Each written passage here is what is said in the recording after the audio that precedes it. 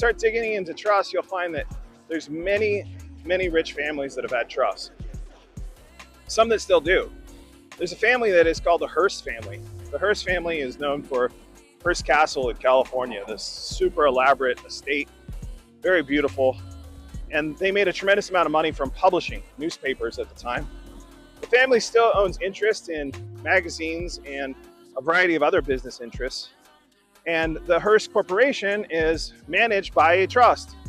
That trust is, from my understanding, has 12 trustees, and they manage the estate of the Hearst empire that was created for the family. There's some family members still in it, amongst other players that are helping to manage the respective estate. What's interesting about trusts like this is that these trusts are able to take property that was placed into them and own the property so that they're able to utilize that property over multiple generations.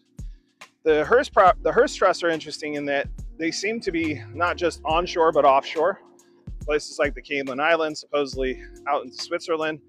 But what they're looking at is having this complex structure that allows them to keep the privacy of their organization intact and is able to reduce as much taxes as they possibly can in order to utilize their property.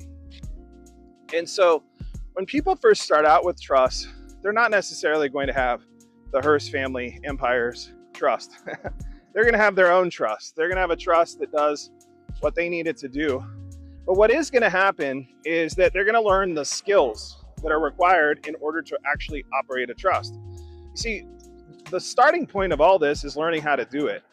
If you want to have a legacy for your family, like the Hearst family has a legacy for their family, well, at some point you have to learn how to do it. You have to learn how to think, embody the practices in order to have it happen. I think one of the things that we get caught in because we live in a reality in which we grow old and die is we think a lot about right now in the moment because we're alive, and that's appropriate.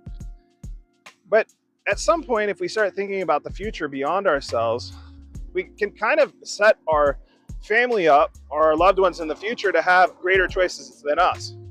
And to me, that's kind of exciting. It's kind of an exciting thing to think that my family members may have access to things or resources that I wasn't able to, and have choices that they can make that I wasn't able to, and be able to ultimately be good stewards of the things that were created while I'm alive. And so that's kind of the beauty of a trust.